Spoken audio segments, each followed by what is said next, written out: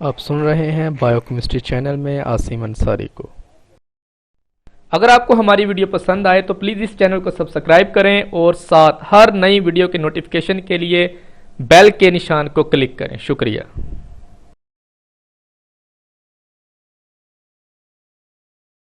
आज का हमारा सवाल है वैलेंसी से क्या मुराद है। तो चलिए हम अपने टॉपिक की तरफ चलते हैं। वैलेंसी एक एटम की दूसरे एटम के साथ मिलने की इस्तेदाद को वैलेंसी कहते हैं। एक एटम की दूसरे एटम के साथ मिलने की इस्तेदाद को वैलेंसी कहा जाता है। वैलेंसी का इन्हिसार एटम के आखिरी शेल में मौजूद इलेक्ट्रॉन्स की तादाद पर होता है। वैलेंसी का इन्हिसार एटम के आखिरी शेल में मौजूद इलेक्ट्रॉन्स की तादाद पर होता है।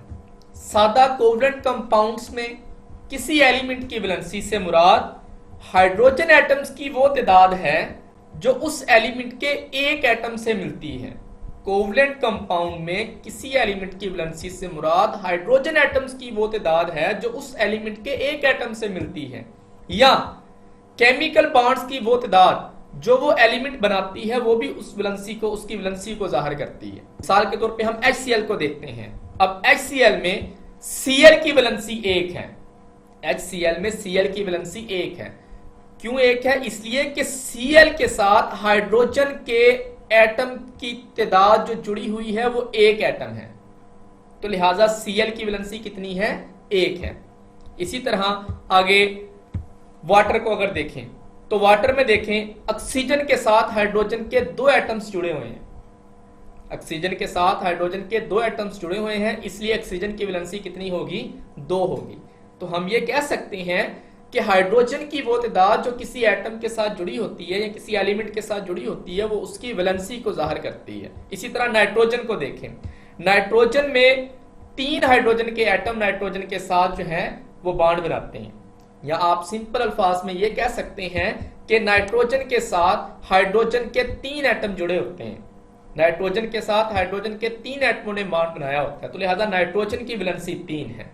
तो सादा कोवलेंट कंपाउंड्स में वैलेंसी से मुराद हाइड्रोजन एटम्स की वो तादाद है जो उस एलिमेंट के साथ जुड़ी होती है। इसी तरह यहां पे कार्बन देखें। कार्बन की वैलेंसी 4 है, इसलिए कि इसके साथ जो हाइड्रोजन एटमों की तादाद है जो इसके साथ बॉन्ड बनाती है वो 4 है। 4 हाइड्रोजन एटम कार्बन के साथ जुड़ सकते हैं, इसलिए कार्बन की वैलेंसी कितनी होगी? 4 होगी। ये तो था सादा कोवलेंट कंपाउंड्स में। अब आगे हम देखते हैं आयनिक कंपाउंड्स में। सादा आयनिक कंपाउंड्स में वैलेंसी से मुराद इलेक्ट्रॉन्स की वो तादाद है जो कोई एटम अपने आखिरी शेल में 8 इलेक्ट्रॉन्स यानी कि ऑक्टेट को मुकम्मल करने के लिए खारिजियां हासिल करता है। आयनिक कंपाउंड्स में वैलेंसी से मुराद इलेक्ट्रॉन्स की वो तादाद जो कोई एटम अपने आखिरी शेल में 8 इलेक्ट्रॉन्स को मुकम्मल करने के लिए खारिज या फिर क्या करता है जी? हासिल करता है। मिसाल के तौर पे अगर किसी एटम के आखिरी शेल में 5 इलेक्ट्रॉन है तो 8 पूरा करने के लिए उसको 3 इलेक्ट्रॉन्स और चाहिए, तो वो 3 इलेक्ट्रॉन हासिल करेगा। तो लिहाजा हम कह सकते हैं कि उस एलिमेंट की वैलेंसी कितनी है? 3 है। अब हम देखते हैं कि एटम कब इलेक्ट्रॉन्स खारिज करते हैं और कब इलेक्ट्रॉन्स जज़ब करते हैं। ऐसे एलिमेंट्स जिनके वैलेंस शेल में 3 या 3 से कम इलेक्ट्रॉन्स हों अपने ऑक्टेट को मुकम्मल करने के लिए इन इलेक्ट्रॉन्स को खारिज करने को तरजीह देते हैं।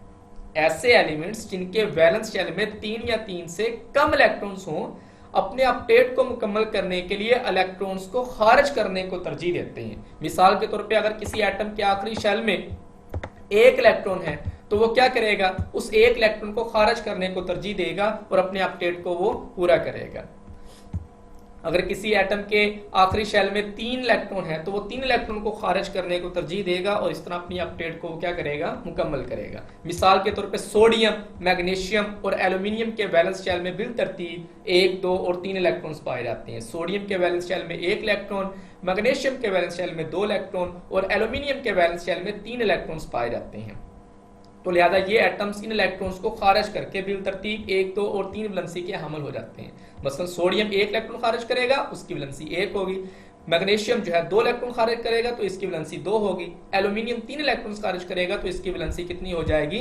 3 हो जाएगी।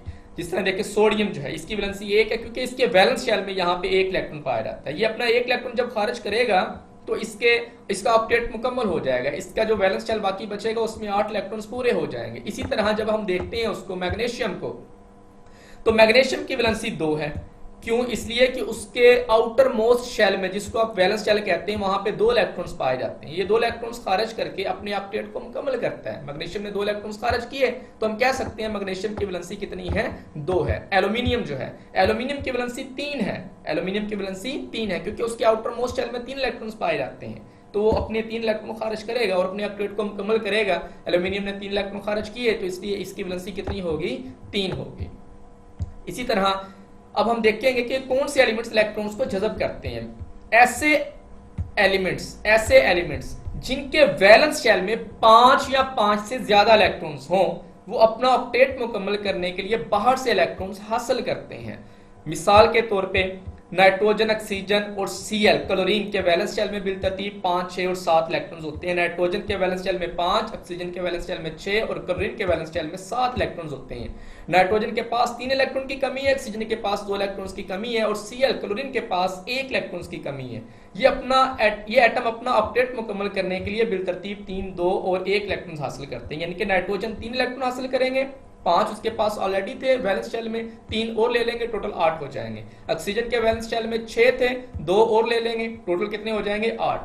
क्लोरीन के वैलेंस शेल में 7 इलेक्ट्रॉन्स हैं, तो ये एक और लेके अपने ऑक्टेट को मुकम्मल करेगा, यानी कि 8 इलेक्ट्रॉन्स ये पूरे कर लेंगे। नाइट्रोजन ने 3 इलेक्ट्रॉन जज़ब किए, चुनाचे इसकी वैलेंसी कितनी है? 3। ऑक्सीजन ने 2 इलेक्ट्रॉन जज़ब किए, लिहाजा इसकी वैलेंसी 2 है। क्लोरीन ने 1 इलेक्ट्रॉन जज़ब किया, लिहाजा इसकी वैलेंसी कितनी होगी? 1 होगी।